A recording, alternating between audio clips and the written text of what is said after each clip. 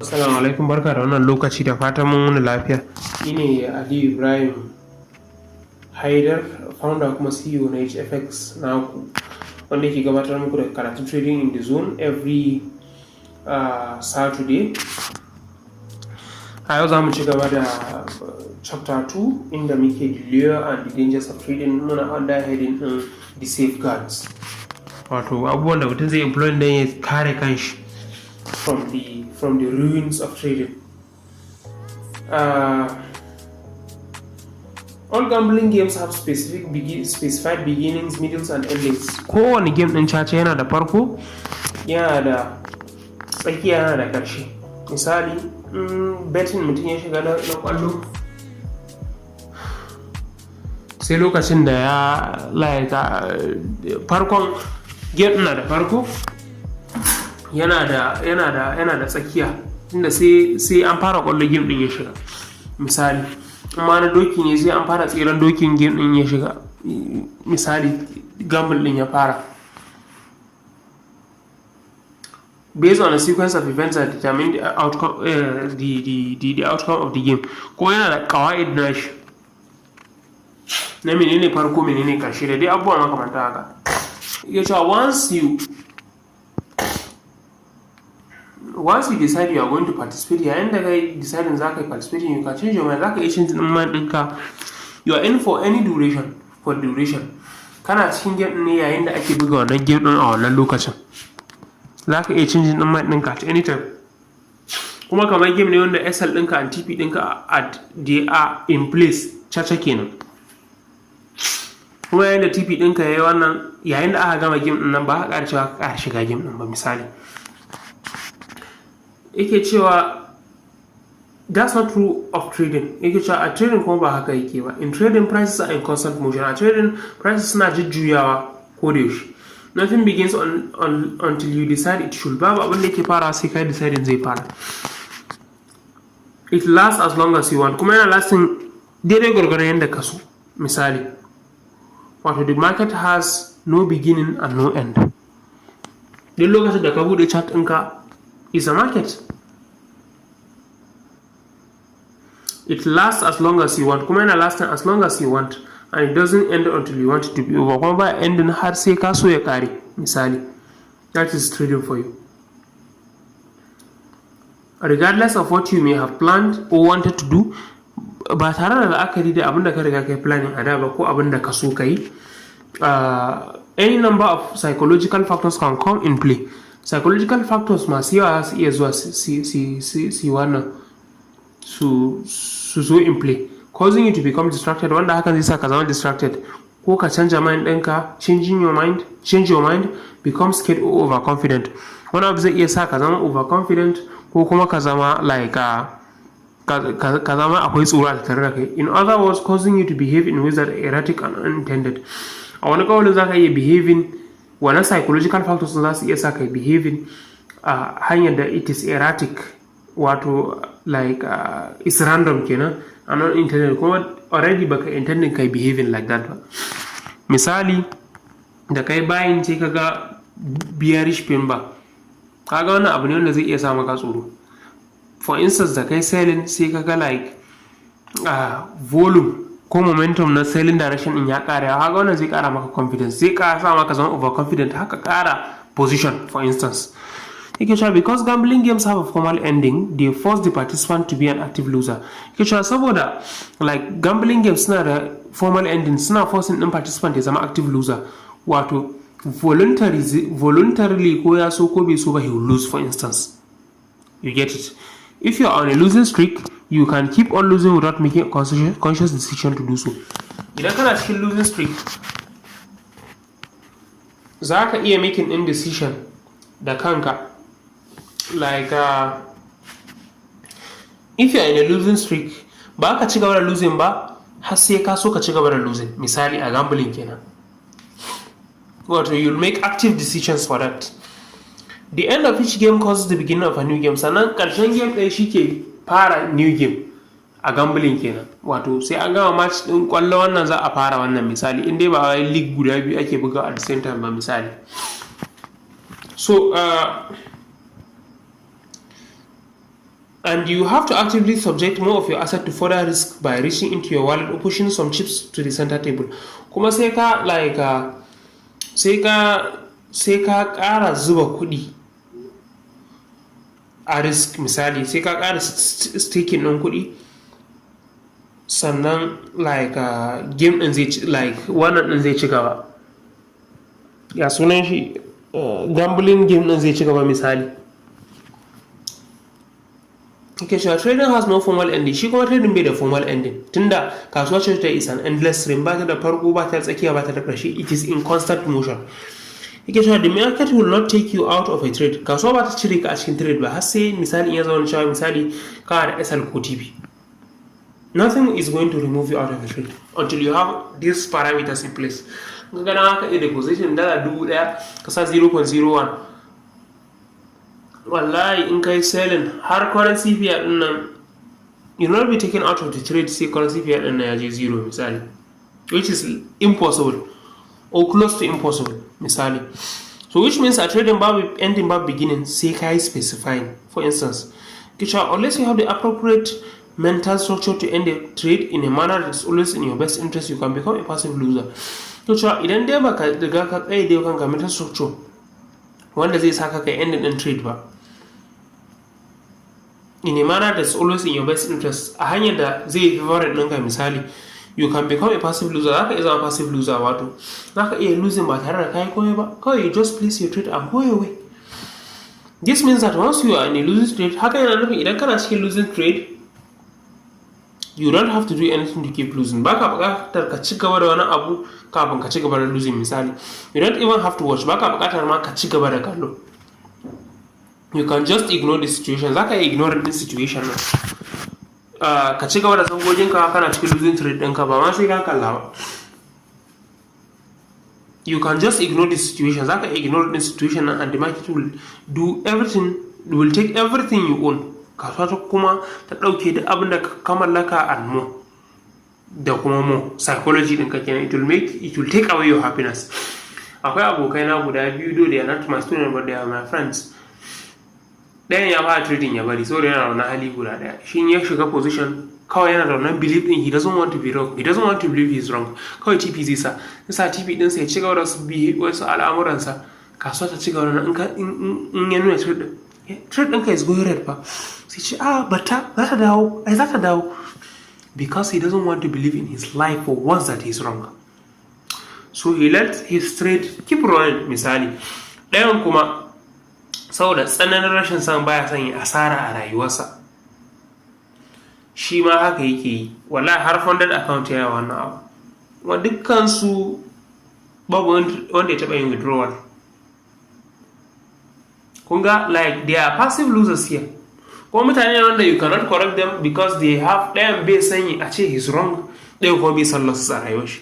So rashin son losses ɗin nan zai sa ba zai sa stop loss ba, kuma ba zai close in position da yake loser because he doesn't want that trade. He always dreams for greens and blues misali. So in naga suna haka kawai, I just smile and continue on with my business. I don't even indulge them.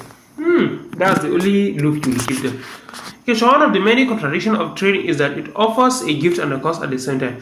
Okay, so ɗaya daga cikin abubuwa masu cin karo a trading masu yawa, tunda abubuwa masu cin karo a trading masu yawa ɗin suna da yawa, shine yana baka blessing the cost at the same time.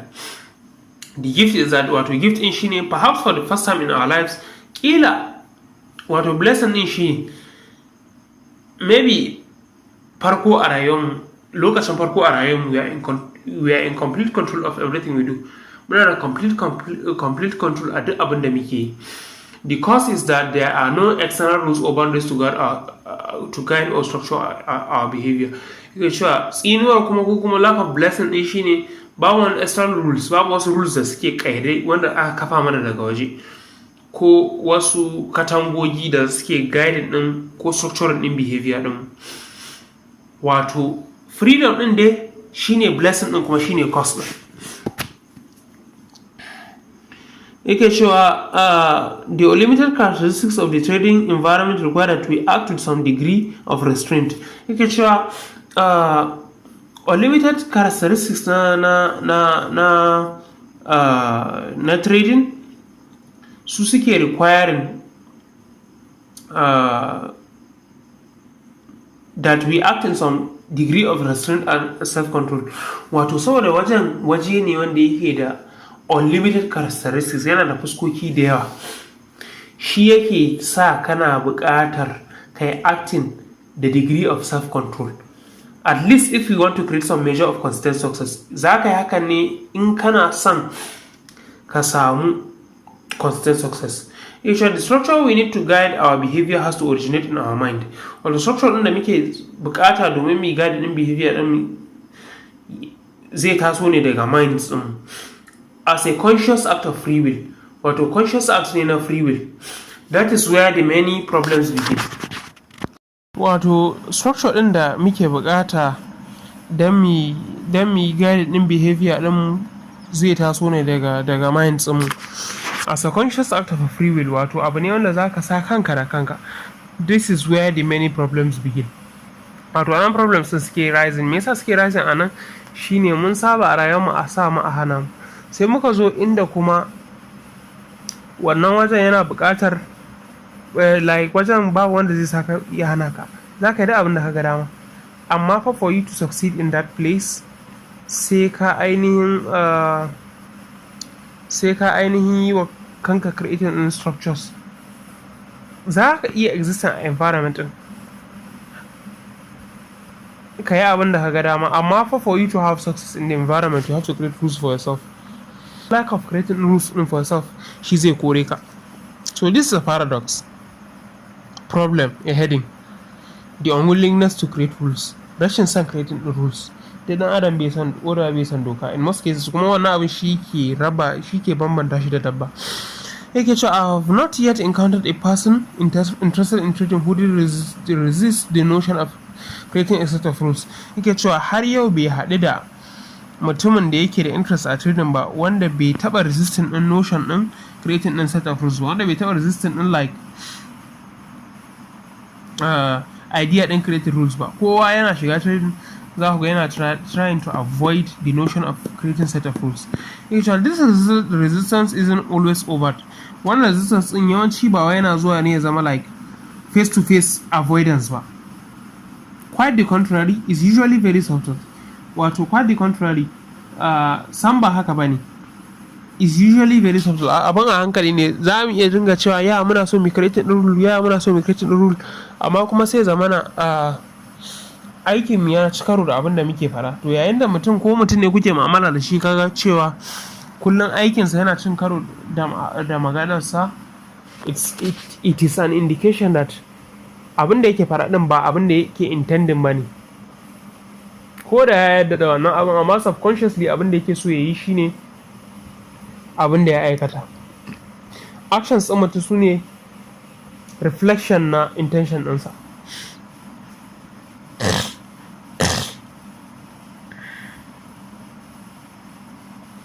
Yake cewa we agree on one hand that rules make sense. Mun yadda da cewa rules suna making sense, but we really have no intention of doing whatever is being suggested. Mun yadda da cewa rules abu ne wanda masu kyau. Yeah, for you to succeed in trading sai kana da books na journal, books na kaza, amma kuma babu da intention in doing din duk abin da is suggested. The resistance can be intense. Resistance din can be intense, wato like kin yin wannan abin ko kuma guje masa zai iya zama yayi kamari a tattare da mu, kuma and it has a logical source, kuma yana da akwai bayanin da yasa muke, akwai dalilin da yasa muke yin haka, akwai bayani na hankali akan me yasa muke yin haka.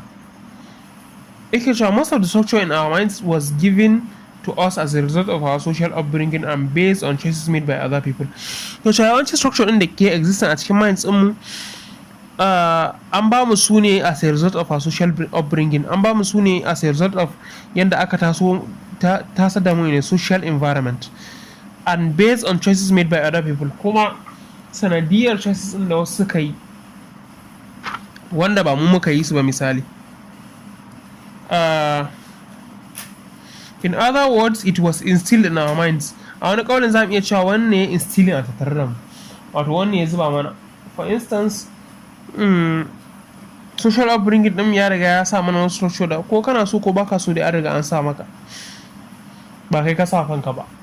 Like already ka san cin abinci da hannun dama is the right thing to do, ba ka ci da hannun hagu ba dai da abubuwan makamantan haka, but did not originate in our minds. Amma kuma ba a minds ɗin suka originating ba, wanda a trading for you to succeed sai intention in creating rules ka ga dama da kanka yayi originating a mind ɗinka zaka creating wa kanka rules. Amma na waje na duniya wanne yake instilling a kanka, to a instilling discipline a kanka ya fi sauki a kan kai instilling a kankin kanka. Saboda wancan akwai wanda yake kula da kai, ko kana jin tsoron zai maka wani abu, ko kana jin like kunyarsa dole kai abin da yake so. Amma fa a trading jin wahala ne, sai ka wahala da kanka ka gaji za ka yi creation wa kanka rules. So that is it. So like mun riga mun saba a sa mu a hana, yayin da ya zama na cewa ka zo wani fage da sai ka ga dama ka sha wuya da kanka za ka sa kanka ka hana ka. There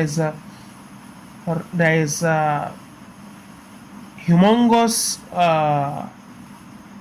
amount of possibilities of you ruining yourself a wannan. This is a very important distinction. Yace wannan bambanci ne mai mahimmanci, wanda a nan ka saba a saka a hana ka, a can sai ka ga dama za ka sa kanka ka hana kanka. In the process of instilling structure, many of our natural impulses to move, express and learn about the nature of our existence through our own direct experiences were da yake cewa yayin da ake kokarin a sa mana structure a rayuwarmu, natural impulses mu na mu yi kaza kar mu yi kaza, mu express din kanmu yanda muka ga dama a nature of our existence, an yi denying din musu. Misali nke cewa most of these denied impulses were never reconciled. Yawanci wannan denied impulses din ba su taba zama reconciled ba, wato a zuciyarka abubuwa da yawa da aka taba hana ka ko aka like sa ka baka so kai, aka tirsa ka, wanda har yanzu baka zama satisfied ba. Wannan abin ya ci karo da natural impulse na dan adam na yi abin da ya so, wannan animalistic tendency din. To dan ya zama mutum sashi, wannan hanin yana zuwa ya zama many of these denied impulses were never reconciled and still exist inside of us. Wannan hanin yana taruwa a cikinka ya zama frustration, wato dugunzuma, anger, fushi, disappointment da ɓacin rai, rashin samun abin da ka so, guilt da kuma tuhumar kai, or even hatred da kuma ƙiyayya. For instance, ka ƙi jinin a tashe ka kai sallar asuba lokacin da kana yaro, kai wani sa'in ma har ƙin jinin wanda yake zuwa ya tashe ka a wannan lokacin kake saboda bacci yana ma daɗi. So wannan feelings suna zuwa su taru a cikin zuciyar mutum.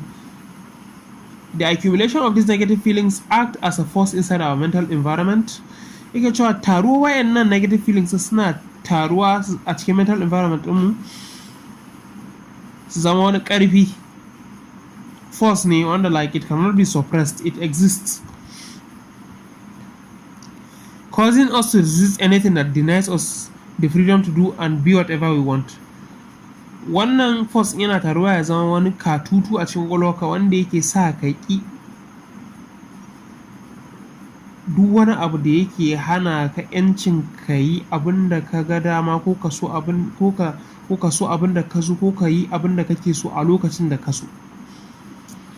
Shi yasa za ku ga mutum in ya kai shekarun balaga, duk wani abu na kare doka yana mara daɗi. Shi a ganin shi wani abin shine wayewa. This is how human beings are.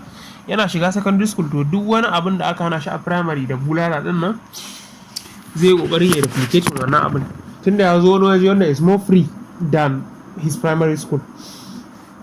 Yake cewa, in other words, the very reason we are attracted to trading in the first place, the unlimited freedom of creative expression. Yake cewa a wani kaulin zamu iya cewa babban dalilin da ya sa muka zama attracted to trading a farko shine wannan freedom na creative expression. Yancin da kake da shi ka abin da ka ga dama is the same reason we feel a natural resistance to creating the kinds of rules and boundaries that can appropriately guide our behavior.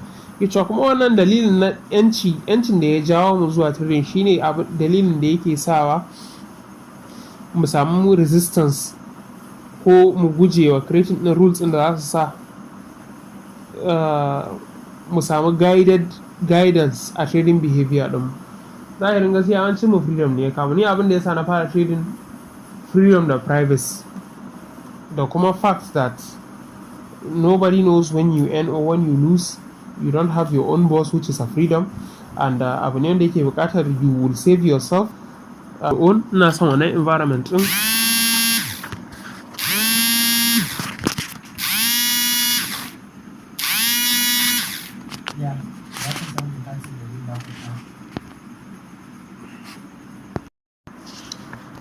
So same reason din da yake sa mai resistant din wannan shine wannan abubuwan da muka shigo da su. Ni misali wannan freedom din ya ja ni trading da kuma like it's an environment where you save yourself. Nobody is there to save you. You get the concept.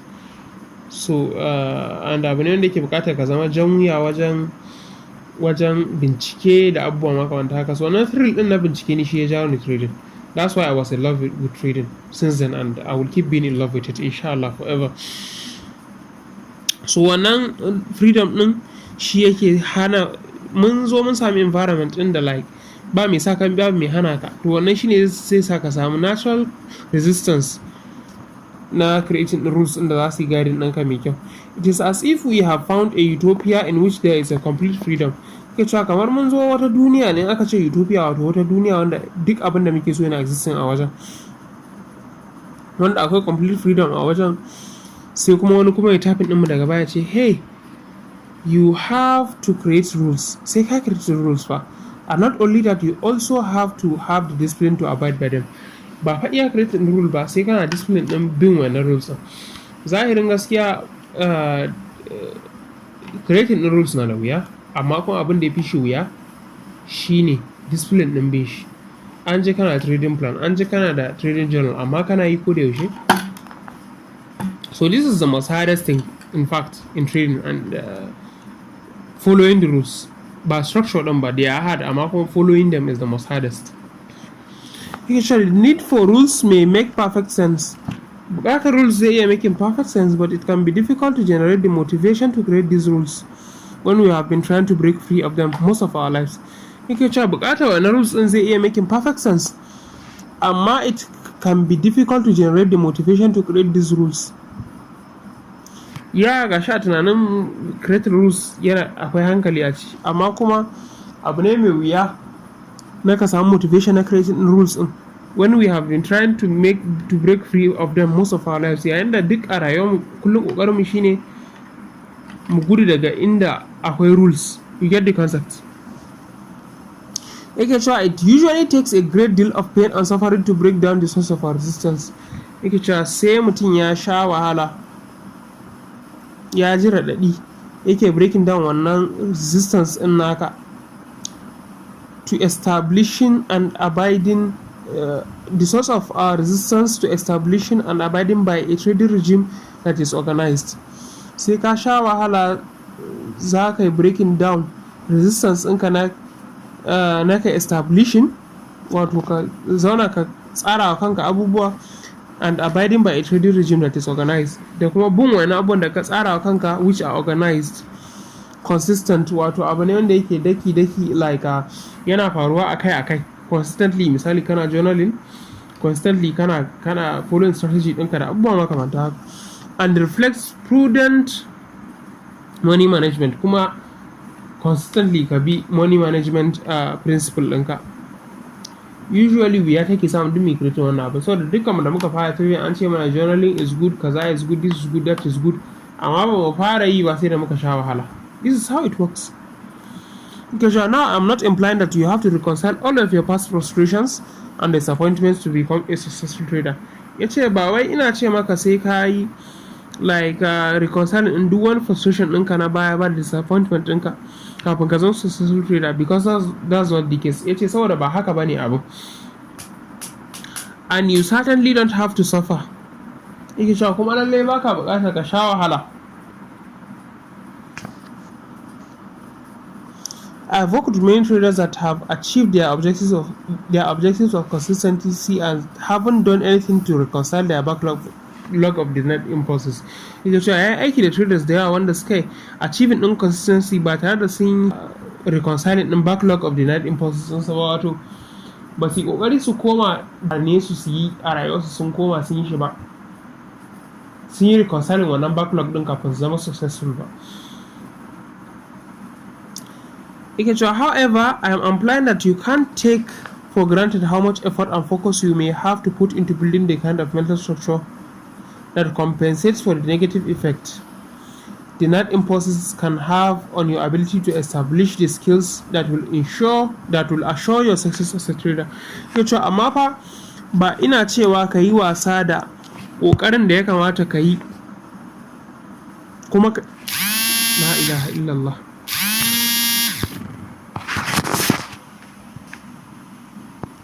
Wato yana cewa kar kai wasu rairai da muhimmancin effort da kuma focus da za ka sa wajen building ɗin kind of mental structure ɗin da zai compensating the negative the net impulses naka. Wato tunda ka riga ka saba a sa ka ana ka wani abin yana maka zafi kuma ka zo environment ɗin da sai ka yi creating wannan mental structure ɗin, akwai buƙatar ka yi creating ɗin rules. Kar kai wasa da buƙatar creating rules wanda zai kare ka daga wannan tsirari da kake ji daga mental impulses da aka yi denying ɗinka a baya na cewa to an hana ni da kuma na zo environment ɗin da like sai abin da na ga dama zan yi. So for you to protect yourself from that thought in the first place, create rules. Kamar na faɗa a podcast ɗin da muka yi da Speedu cewa trading kamar wani waje ne wanda kamar jami'a ne, in ka ƙi kai passing ɗin course sai kai duk shawarar da aka baka kamar course ne, in dai baka yi passing wannan course ba, you not be successful as a trader. You get the concept. It's a must for you to pass that course for you to pass jami'an nan. So haka shawara yake advice. Aka ce maka irin shawarwari kamar wanda muke taking for granted, cut your losses short, do kaza, do kaza, do kaza,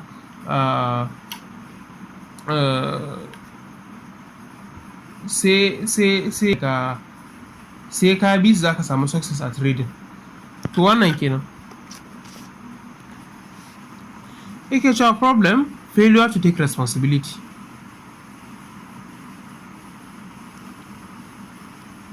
Trading can be characterized as a pure, wato dan adam in general baya so ya take responsibility, saboda take responsibility abu ne mai zafi, ka yadda ka yi ba daidai ba abu ne mai zafi. Shi yasa ba shi ke cewa laifi shegi ne bai da uba. So kuma in trading for you to be successful sai ka koyi taking responsibility.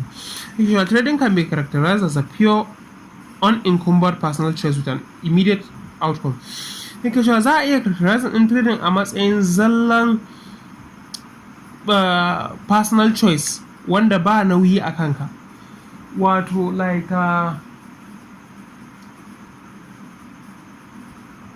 ba nauyi a kanka na kai komai except kai deposition a broker ɗinka, kai clicking buy ko sell. Immediately if you click buy, you will have your buy. Babu wanda zai ce maka I will think about ko karkai ko kaza ko kaza. It is an unencumbered personal choice. Ba wani nauyi a kanka, you are free. Kuma yana da immediate outcome. Abinda kai za ka gan shi. Take you click buy, you go see buy. You click sell, you go see sell. Yake cewa remember, nothing happens until we decide to start. Ka tuna cewa fa babu abin da yake faruwa sai ka yi deciding kai starting.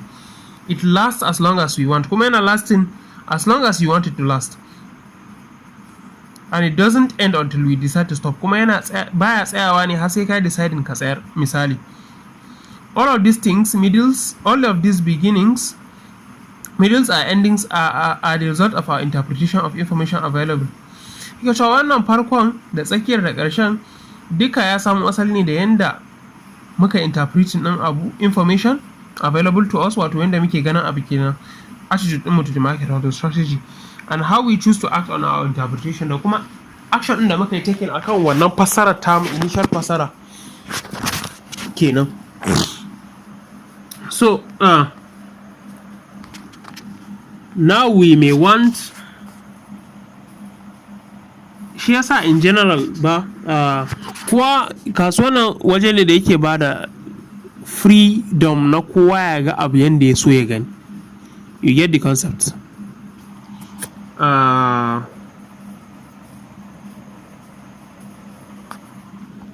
Wannan kowa ya ga abu yadda yake so ya gani. You get the concept. In kana trading din price action, wauta ne kai gyara wa mai SMC ko mai ICT strategy ɗinsa. Haka shi mai SMC ko ICT in kai posting ɗin signal a matsayin ka na mai trading ɗin wani strategy da ba nashi ba, ko indicator system kake trading ko ma dai mai kake trading, in dai ba like nashi kake trading bai gyara maka, is folly. Wauta ne, is a folly. Saboda kowa da idan da yake ganin kasuwa a tsakaninku is different. Now we may want the freedom to make choices. Ya ce yanzu like muna son freedom to make choices, but that doesn't mean we are ready and willing to accept the responsibility. Amma fa hakan ba shi yake nufin cewa mun shirya mu accepting responsibility na outcomes ɗinmu ba.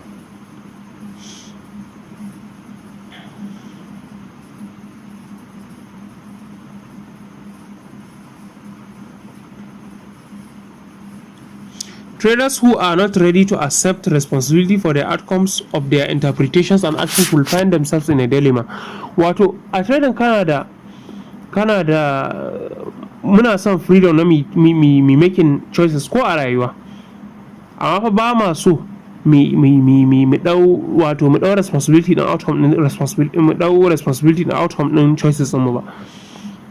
Muna son ko mun yi daidai ko ba mu daidai ba mu ga daidai, kuma mun ga daidai kullun aikin mu ne, ba mu ga daidai ba will hinge responsibility on another person.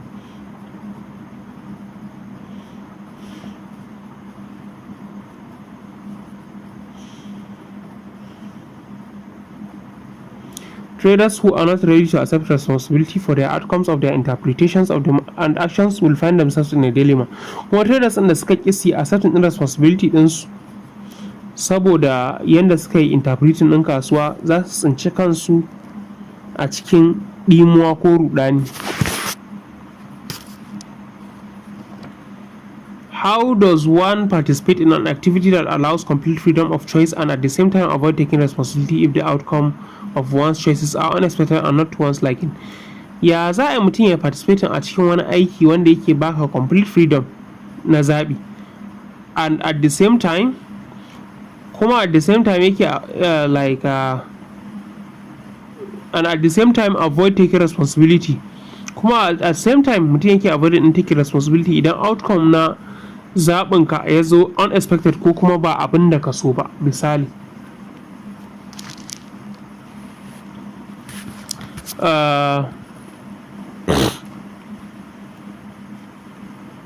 the hard reality of trading is that if you want to create consistency, you have to start from the premise that no matter what the outcome, you are completely responsible.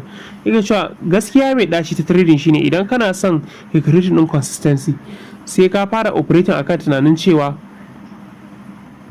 duk wani outcome da ya fito responsibility ɗinka ne, you are completely responsible.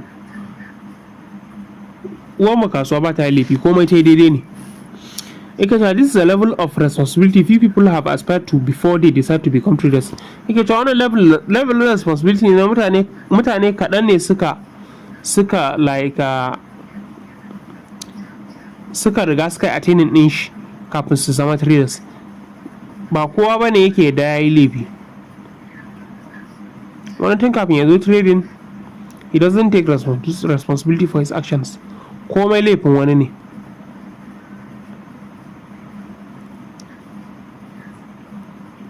The way to avoid responsibility is to adopt a trading style that is to all intents and purposes random. Yake cewa hanyar avoid responsibility da traders suke yi wanda haka yake wurin ɗinsu shine ka ɗau trading style wanda gaba ɗaya trading style ɗin a niyyarsa da aikin shi is random. Yake cewa I define random trading as poorly planned trades. Yana define random trading a matsayin trades wanda ba a planning ɗinsu mai kyau ba, ko kuma trades wanda ba a planning ɗinsu ba ma in the first place at all.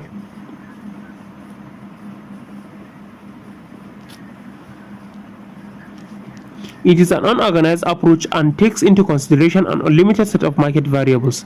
Wato wani approach ne wanda is unorganized kuma yana take into consideration unlimited set of market variables.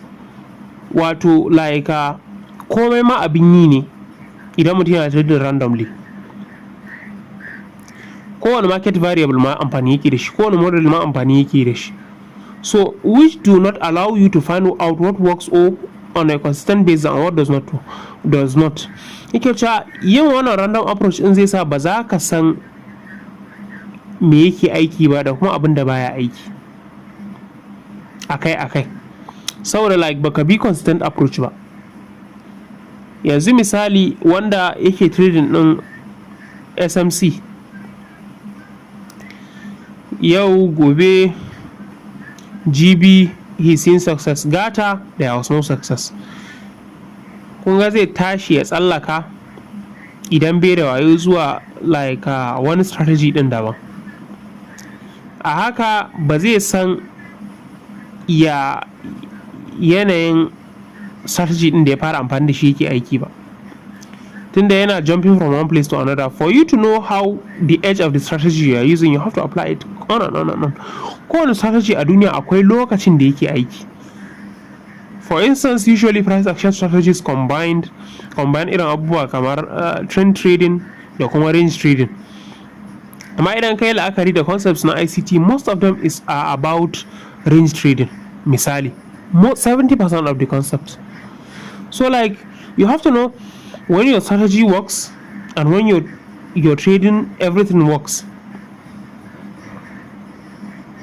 Amma idan ka fara jumping from one place to another ba ka finding consistency ba. Yake cewa randomness is unstructured freedom without responsibility. Wato yin abu ta ji barkatai unstructured freedom ne without responsibility, ba tare da responsibility ba. Yake cewa when we trade without well defined plans, yayin da muka trading ba tare da well defined plans ba, and with an unlimited set of variables, da kuma unlimited set of variables, it is very easy to take credit for trades that turn out to our liking. Wato abu ne mai sauki yayin da muke yin trade ba tare da well defined plans ba, da kuma unlimited set of variables, da kuma ba plan kuma akwai variables ta ci barkatai. Abu ne mai sauki mai taking in credit na trades din da suka turn out in our liking. Idan trade ya going in your favor, zaka ce aikin ka ne, you will take credit for it because there was some method present. Zaka ce akwai wani method da yake present a wannan lokacin, which is a lie. At the same time, it is very easy to avoid taking responsibility for the trades that didn't turn out the way we wanted. Idan kuma trades suka going against the way you wanted them to be, you will not take responsibility for them. Idan suka turn out the way you didn't want them to be, zaka ce ai laifin wani ne, ai kaza ne, saboda baka riga kai establish wa kanka weight din da zai gaya maka idan kai ba daidai ba. Kawai you are doing it randomly, which one randomness will ruin you. That is why it's good to have a system that will tell you don't do this and do that.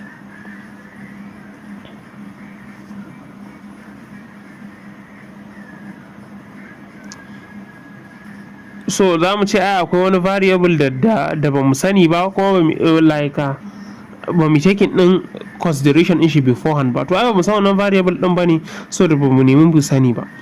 Da mun yi kokari mu san all aspects of our trading strategy ba tare da incorporating a chart ɗinka, kai ne kake trading SMC a chart ɗaya, kai ne kake trading ICT a chart ɗaya, kai ne kake trading in BTMM ko Payafa da a chart ɗaya. To how will you know what works and what doesn't work?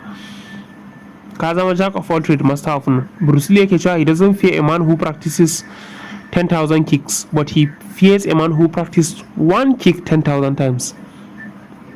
Wato ba jin tsoron wanda ya iya kafa ko style na delivering attack da kafa.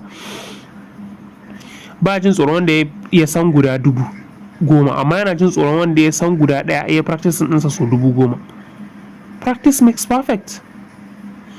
So If the market's behavior were truly random, then it will be difficult if not impossible to create consistency. Yake cewa idan muka yarda cewa da gaske fa market behavior din market is random, zai zama abu mai wuya ko kuma abu ma impossible to create consistency. A zahirin gaskiya behavior din market is not truly random. Generally, it's not really random. It has some certain probability to it. That's why there is a strategy. It is impossible to be consistent.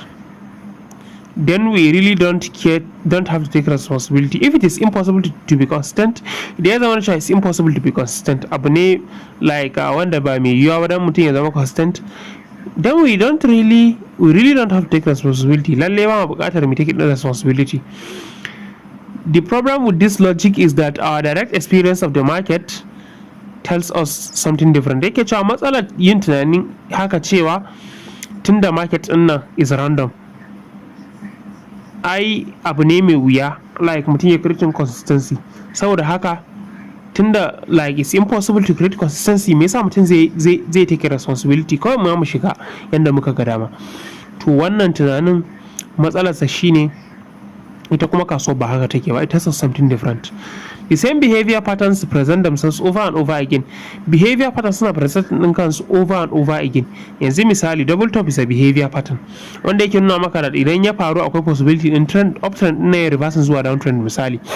So like kaga kenan over time akwai wani certain probability da yake gaya maka cewa wannan double top din nan fa zai iya reversing at any moment. You get the concept? Wato like the market can reverse because of that double top misali. Market din ya repeat wannan behavior din over and over again. Let me give you a shocker. Kun san cewa charts na forex, charts da suke indicating din future possibility na wani price ko kuma na wani metric ba iya forex suke aiki ba. Yanzu ko business ɗinka ne ka zauna kai plotting masa graph na customers ɗin da kake receiving da sales ɗin da kake receiving, za ka iya forecasting to some certain degree a gaba mai zai iya faruwa. Ko rating ɗina na chess.com ina iya yin technical analysis a kansa na kalli chart ɗin performance ɗina. So it shows you the real like map ne da yake nuna maka behavior na ɗan adam, is a behavior pattern. Saboda haka wannan abin is not random, to some certain degree yana aiki. That is why there are people who make money out of the markets. Even though the outcome of each individual pattern is random, duk da outcome din kowane pattern guda ɗaya is random, wato ba a san like outcome din kowane pattern guda ɗaya ba. The outcome of a series of patterns is consistent. Idan aka tattaro wayannan patterns din aka ajiye su guda ɗaya, outcome ɗinsu is consistent, like is consistent, is statistically reliable. Za a iya cewa to some certain degree double top yana aiki percent kaza of the time. Amma ba za ka ɗau double top guda ɗaya ka ce yana aiki shi kaɗai ba, sai an haɗa su da yawa za a san yadda suke aiki. Kamar ne ba za ka iya tsayawa ka bi kirji ka ce in ka duk mazan Kano gajeru ne idan ka ga gajeren mutum daga Kano guda ɗaya ba, sai ka ga yawa daga gajerun mazaje daga Kano, sai ka ce mafi yawancin mutanen Kano gajeru ne saboda akasarin yawansu da aka gani, akasarin yawan gajerun da aka gani misali. So sample space guda ɗaya baya ba da credence na a ce abu duka kaza ne, sai an tara su da yawa. The larger the sample space, the more reliable the statistics. Haka yake a statistics wannan. This is the paradox, but one that is easily resolved with a discipline. Yake cewa wannan shine paradox din, wato abu wanda ya ci karo da juna ko kuma mai wuyar fahimta ko kuma abin da ba a saba gani yau da kullum ba, amma kuma wanda za mu iya resolving din shi da discipline, organized and consistent approach. Amma za a iya solving wannan paradox din da disciplined, organized and consistent approach. Wato kana buƙatar discipline idan ka ga double top guda ɗaya, kar ka shiga all in, wato ka ka raba risk ɗinka across many of those patterns, tunda baka san wane ne zai aiki a cikinsu ba. Babu wani trade signal da yake sure. Tunda ka san haka, don't go all in. Kamar wani abu da ya faru a trading channel ɗinmu na HFX a satin nan. I think was it on Friday? Ko? Yeah. I posted a trade signal and someone followed it and he made losses. And ni na yi adjusted in trade signal personally. Amma I believe that like I was supposed to like update people, see wannan ɗinsu su gyara su modify, but I didn't have the time to do that. So he was complaining that he almost lost his account because of this. Wanda ban ci daɗin abun ba. Abu ne mara daɗi. Amma it's something good ka yarda da cewa babu wani expert wanda trade signal ɗinsa is 100% reliable. Babu shi. Saboda haka babu kuma wani setup mai kyau ɗin da zai sa ka ce wannan setup ɗin sai ya yi aiki, ko kuma kana tunanin zai aiki to the extent that you risk all in a ciki. Babu. Therefore, for this, to save yourself from this paradox, you need a resolve. You need discipline, organized, and constant approach. Kamar yanda Mark Douglas ya faɗa. So these patterns da suke maimaita kansu, sai dai a ce 90% of the time kaza na aiki, amma ba za a ce kaza ɗaya ɗin nan zai aiki ba. Shine amfanin backtesting. Ka san to what certain percentage or degree your this thing works, your wannan, your strategy works misali. So yake cewa I've worked with countless traders who would spend hours doing market analysis. Yake cewa yayi aiki da traders masu yawa wanda za su spend hours suna yin market analysis and planning trades for the next day. Kuma suna planning trades for the next day. Then instead of putting on the trades they planned, kuma maimakon su putting in trades in the sky planning, they did something else. Sai suka yi wani abu daban kuma. The trades they did put on were usually ideas from friends or tips from brokers. Trades in the sky placing yawancin su ideas ne daga abokai ko kuma tips from brokers. Wato ba su da confidence in da za su yi following in trading plan ɗinsu, suna following na wannan ne. Suna following na like abinda friends da brokers suka yi wannan. Okay, sure, I probably don't have to tell you that the trades they originally planned but didn't act on were usually the big winners of the day. Okay, sure, ba sai na gaya maka ba, kai ma ka sani cewa trades in da suka yi planning kuma ba su placing ba, su ne usually big winners of the day. Usually abinda yake sa mutum yake su ne big winners in ranar. Usually abinda yasa mutane suke irin wannan abu, lack of confidence ne on their systems, kuma da rashin son take responsibility. Ba so trade din da suka yi planning ya going wrong su ga kamar ba su iya ba, so sun fi gane su deflecting din wannan responsibility din, su transferring din shi to other people. You get the concept? Kuma like I advise this, don't follow signal services blindly. Ni abin da nake shi ne, dama bana bin signal amma setup ina bin shi. Idan ka trading din price action, ka tura signal, zan duba and gani is it in line with my own price action practices, setup ɗinka kenan. Sai in ga is it the same amount of pips that I used to risk. If it is the same amount of pips that I used to risk, to abin da zan yi shine sai in ga setup ɗin, sai in shiga. Amma in ya zamana it is not in line with mine, zan bar maka kayan ka ne. This is how to stay safe in these markets. Do not follow anyone blindly. Kuma I suggest this, kar ka je ka shiga mentorship din da zai zamana cewa ka gama mentorship kuma like you are relying on the CEO of the academy's signal to thrive. Ka gaba ka koyi komai ba kenan. In the sense that you are still relying on someone to generate trading signals, to ka shiga uku. Saboda like you didn't learn how to make money, you are still relying on someone to catch the fish for you.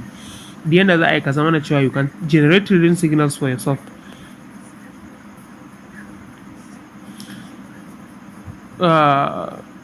Kuma don't rely on any expert. Ka bi trades ɗinsa, ka wana trade management ɗinka yana hannunka.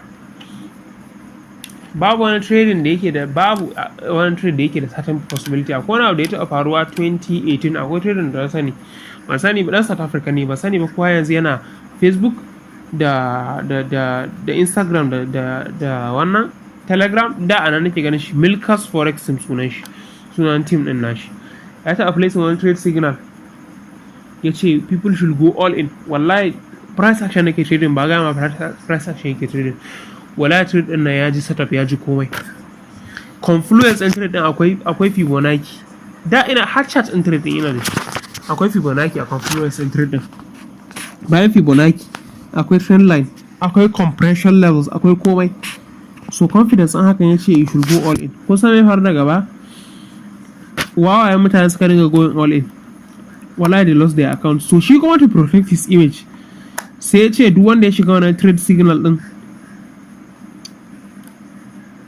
zai mayar mar da kuɗin shi. Haka ya dinga tura mutane kuɗi a e-wallet ɗinsu, har wasu suka dinga creating ɗin account suna inboxing ɗin shi. To kun ga wannan expert ne fa sosai wallahi, amma kuma like what happened at the end of the day, ya samu overconfidence, which is very bad to have. It's good to have confidence, but overconfidence a market ɗin nan that for you to have money ba setup ɗaya zaka samu kuɗi ba. It has to be winning over setups ɗinka that they are distributed across other like your money has to be distributed across other setups with good risk to reward ratio misali. So this is it. This is a classic example of how we become susceptible to unstructured random trading. Yake cewa wannan misali ne na yadda muke zama target na random trading because we want to avoid responsibility. So the ba ma so mu take responsibility. Yake cewa when we act on our own ideas, we put our creative abilities on the line and we get instant feedback on how well our trades worked. Idan muka yi acting akan ideas ɗin trade setups ɗinmu, mun sa creative ability ɗinmu on the line, wato a wannan lokacin muna scrutinizing trade creative ability ɗinmu, muna ganin instant feedback akan how well our ideas work. Ya idea ɗinmu ta yi aiki ko kuma bata ba. A lokacin da kai practice trade setup, a wannan lokacin like your creativity is on the line. A wannan lokacin market za ta proving ɗinka shin ka yi daidai ko ba daidai ba. Kuma that's why I always used to tell beginners this. Idan ka yi beginner ne, ka yi avoid the influencing game ɗin nan. So da yayin da ka yi place ɗin trade, kullum burinka in kai post ɗinsa a social media, idan ya yi winning, ka nuna wa al'umma you are a winner, kuma ka yi winning account ɗinka. Amma kuma in account ɗin is going in a loss ɗinka uku ne. Na farko account ɗinka kuɗinka, na biyu psychology ɗinka, na uku psychology ɗinka na yaya mutane za su yi perceiving ɗinka. Shi yasa it takes a great deal of confidence mutum in influencer ne shi ya saka trade before, kada ya dinga zuwa yana sa mutane before and after chats, wanda yawanci abin da ake kenan. Saboda babu wanda yake so ya nuna maka cewa a academy ɗinsa ana losing ko kuma akwai stop losses ko kuma yana hitting stop losses. Ko I want you to believe that he's a winner. Kuma still mutane suna da wannan bazar notion din, suna tunanin cewa like dan kai losing you are not an expert. So kuma influencers, they want to live up to that challenge na su nuna wa jama'a cewa like they don't lose suma as well, and everybody lose in this game. So in kana beginning trader, kai avoid din saka stops ɗinka social media saboda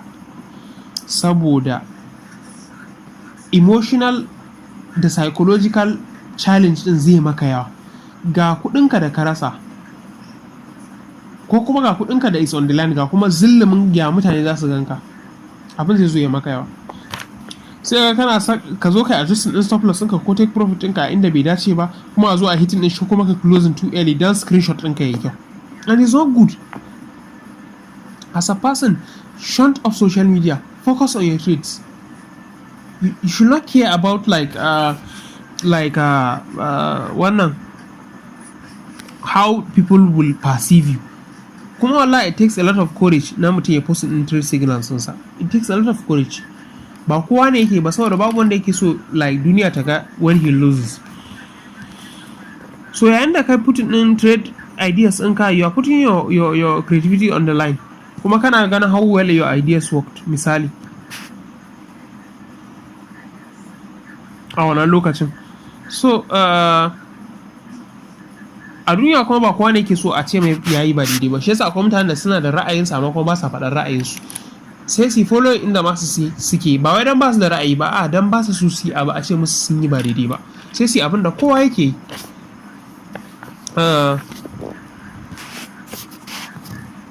Yake cewa it is very difficult to rationalize away any unsatisfactory result. Yake cewa yayin da kai putting wannan creativity din naka on the line, abu ne mai wuya ka tsaya ka ce wa kanka ai daidai kai ko gaskiya kai. You get the concept?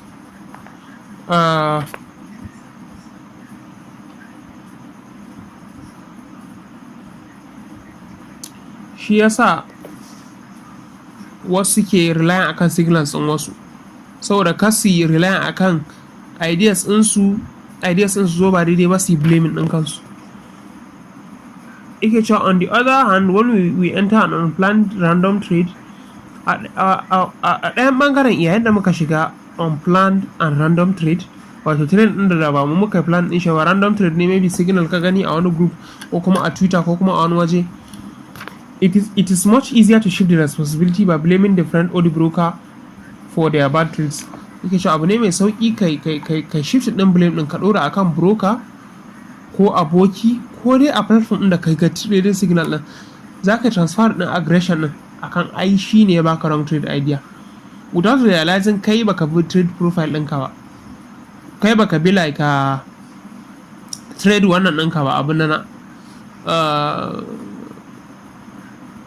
baka bi trade routine ɗinka ba da risk profiles ɗinka. Sure, there is something else about the nature of trading that makes it easy to escape the responsibility that comes with creating structure in favor of trading randomly. Akwai wani abu a nature in trading wanda yake sa like yake making din shi easy mutum ya escape the responsibility din da yake zuwa na creating structure ka gudu zuwa trading randomly. Wato akwai wani abu a trading wanda yake sa ka gudu daga creating din, yake sa ka ji a ranka it is more easier ka escape the responsibility ta hanyar amfani da trade randomly ko kuma ta hanyar line wa trade signals na wasu, ba tare da kai ka bi ta painful process of creating signals for yourself ba. Kuma in dai baka applying din strategy ɗinka ba ka samu confidence ba ka san to what certain degree yake working ba ka samu confidence a kan shi ba, kuma sai kana practicing constantly za ka samu wannan expertise din, kuma da haka ne za ka dinga refining din shi, kana journaling, kana taking like me yake aiki, me ba aiki, me ya daidai, me ba daidai ba, a haka za ka san menene yake daidai ba, me ba daidai ba, ka zo ka yi refining din shi mai kyau. You need that. So practice makes perfect. Kar ka je ka biyo signal, in ka biyo signal ba ka taɓa yin strategy naka na kanka ba, you can never apply yourself.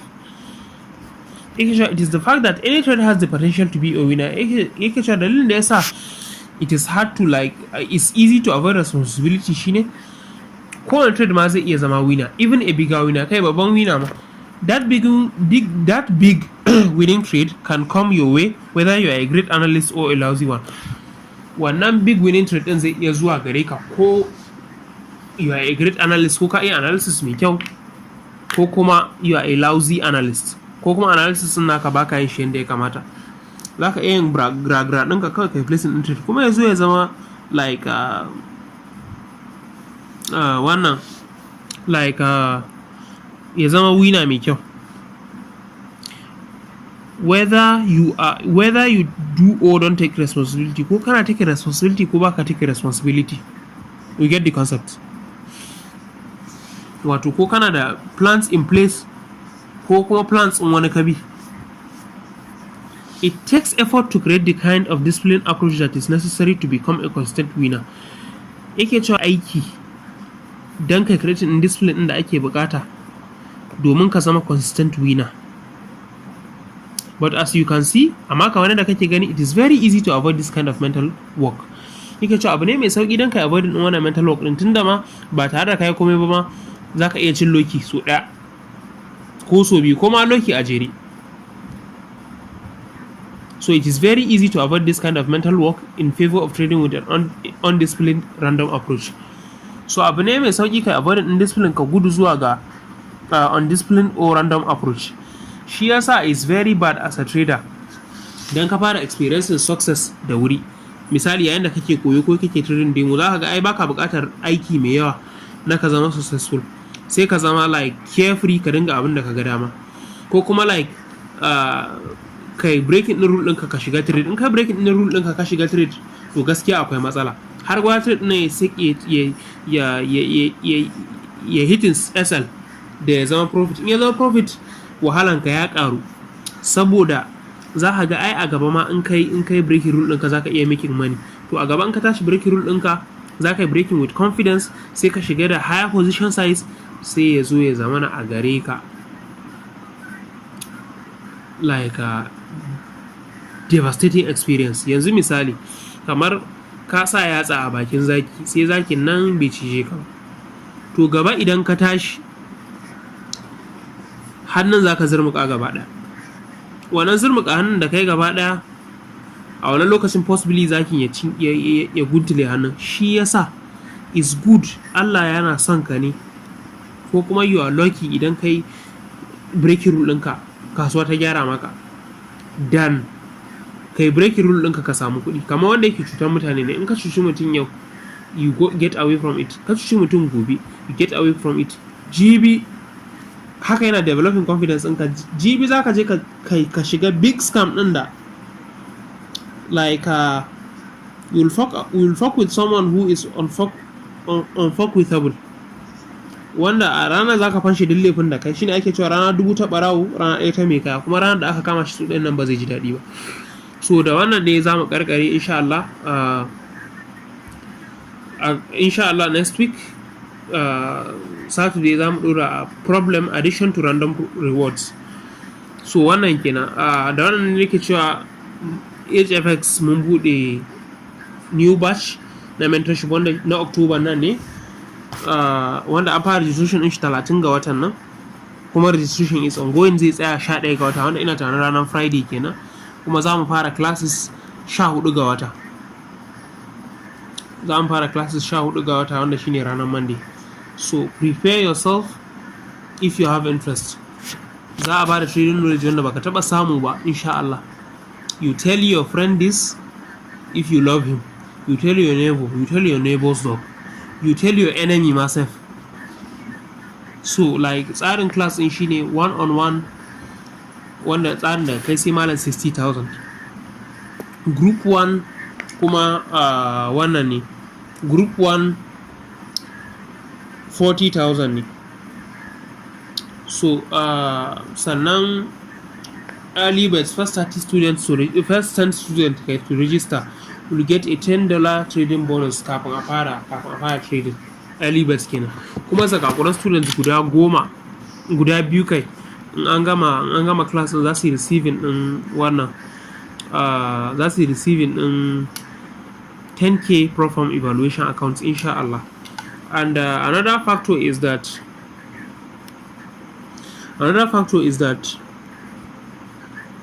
za mu koyar da wannan price action strategies wanda aka iya trading din kowace market da su.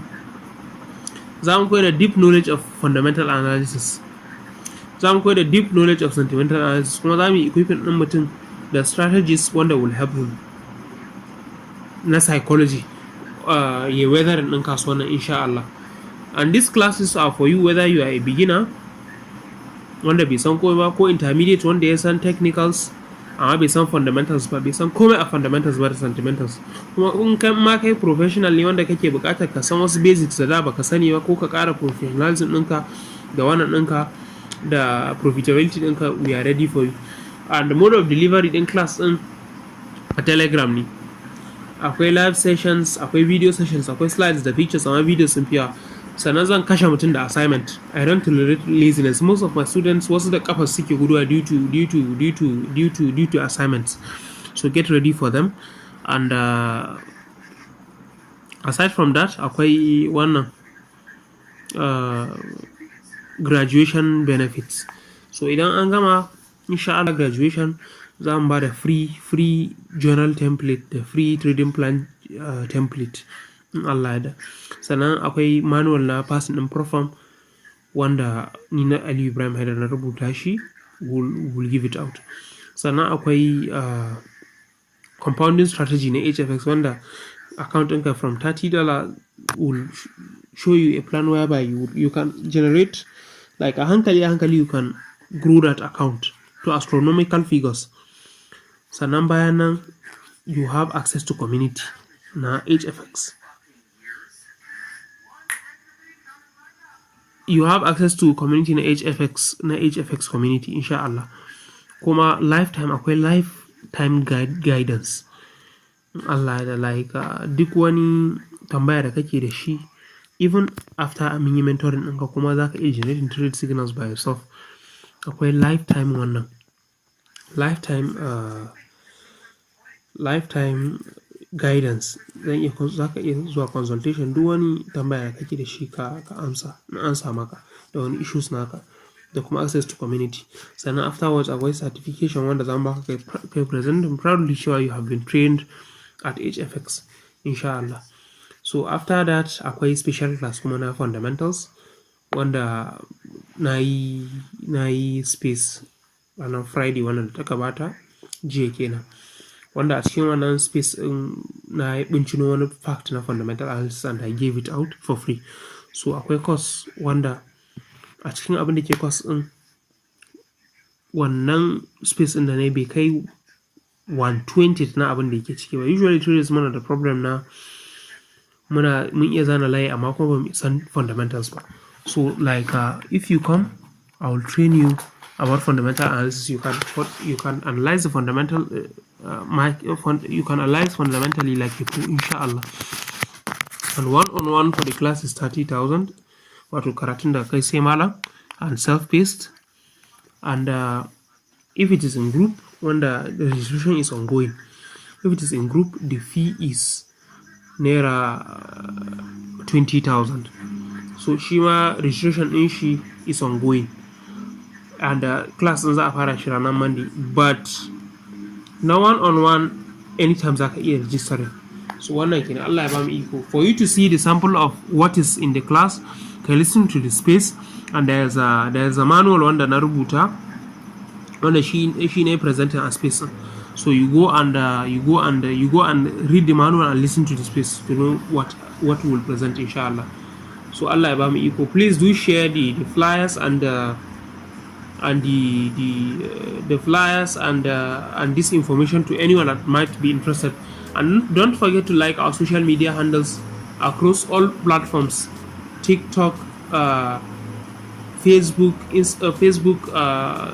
X, wannan kenan, Twitter, and we have a YouTube channel that we are yet to grow and da sauransu. Allah ya samu amfana da abin da muka ji.